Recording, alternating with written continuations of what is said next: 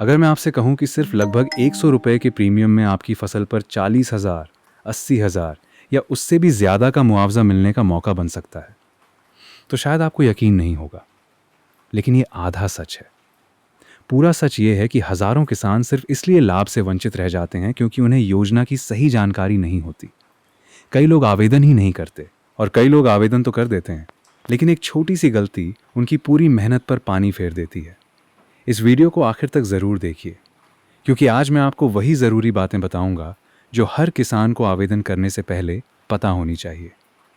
सबसे पहले एक बात बिल्कुल साफ कर दूं, पीएम फसल बीमा योजना कोई लॉटरी नहीं है और न ही ये ऐसी योजना है कि आवेदन करते ही पैसे मिल जाएं।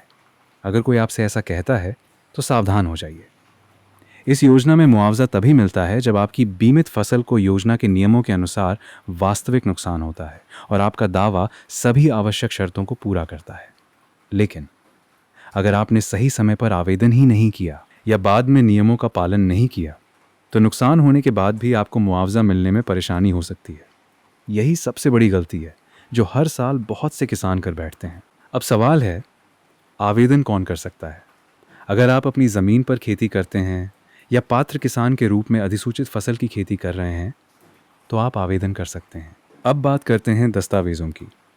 आमतौर पर बैंक पासबुक, आधार, भूमि रिकॉर्ड जैसे पट्टा या अन्य भूमि संबंधी दस्तावेज और ज़रूरत के अनुसार कुछ अन्य जानकारी मांगी जा सकती है। कुछ मामलों में बुआई प्रमाण पत्र या अन्य दस्तावेज भी आवश्यक हो सकते हैं। लेकिन अगर आपके पास अभी सभी दस्तावेज नहीं हैं, तो यहीं हार मत मानिए। जो भी दस्तावेज आपके पास उपलब्ध हैं, उन्हें लेकर अपने नज़दीकी सीएससी सेंटर, ग्राम प्रधान या कृषि विभाग के संबंधित अधिकारी से संपर्क कीजिए। वे आपके मामले के अनुसार बता सकते हैं कि कौन कौन से दस्तावेज आवश्यक हैं और आगे क्या करना होगा। याद रखिए, सिर्फ ये सोचकर आवेदन छोड़ देना कि मेरे पास सारे कागज नहीं हैं, ये भी एक बड़ी गलती हो सकती है। अब सुनिए सबसे ज़रूरी बात। मान लीजिए आपने आवेदन कर दिया, फिर कुछ दिनों बाद बाढ़ आ गई या तेज़ बारिश, आंधी, ओलावृष्टि या दूसरी अधिसूचित प्राकृतिक आपदा से आपकी फसल खराब हो गई। क्या आप सिर्फ घर बैठकर पैसे आने का इंतजार करना है? बिल्कुल नहीं। पीएमएफबीवाई के दिशा निर्देशों के अनुसार स्थानीयकृत आपदा या निर्धारित परिस्थितियों में फसल नुकसान होने पर किसान को आमतौर पर 72 घंटे के भीतर crop insurance app, toll free number, बीमा कंपनी या संबंधित अधिकारी के माध्यम से नुकसान की सूचना देनी होती है। अगर ये समय निकल गया तो दावा प्रभावित हो सकता है। यही नियम बहुत से किसानों को पता नहीं होता। अब खर्च की बात करते हैं। कई मामलों में किसान का प्रीमियम लगभग 100 रुपए के आसपास भी हो सकता है, लेकिन बदले में आपकी फसल पर हजारों नहीं बल्कि कई बार लाखों रुपए तक का बीमा सुरक्षा कवर भी मिल सकता है। और अगर योजना के नियमों के अनुसार वास्तविक नुकसान होता है, तो कई किसानों को 40,000, 80,000 या उससे भी ज्यादा मुआवजा भी मिला है।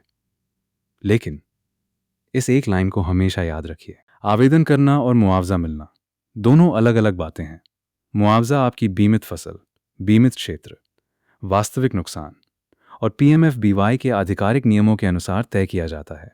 इसलिए किसी भी झूठे वादे या अफवाह पर भरोसा मत कीजिए। और अब सबसे ज़रूरी सूचना, अगर आप आवेदन करना चाहते हैं तो आखिरी तारीख का इंतज़ार मत कीजिए। अंतिम दिनों में पोर्टल पर भीड़, दस्तावेज़ों की कमी या दूसरी तकनीकी समस्या के कारण आवेदन छूट सकता है। इसलिए समय रहते जानकारी लेकर आवेदन पूरा कर लीजिए। अगले वीडियो में मैं बताऊंगा कि फार्मर रजिस्ट्रेशन क्या है, क्या पीएम फसल बीमा योजना के लिए ये ज़रूरी है, अगर फार्मर रजिस्ट्रेशन नहीं है तो क्या करना चाहिए और इसे सही तरीके से कैसे पूरा किया जाता है। इसके अलावा जिन किसानों की म्यादी पट्टा नहीं है या वसुंधरा से जुड़ी समस्या है, उनके लिए भी एक बहुत महत्वपूर्ण वीडियो आने वाला है। इसलिए चैनल को सब्सक्राइब कीजिए और इस वीडियो को हर किसान तक ज़रूर पहुंचाइए। हो सकता है आपकी एक शेयर किसी किसान को हज़ारों रुपए के नुकसान से बचा दे। धन्यवाद।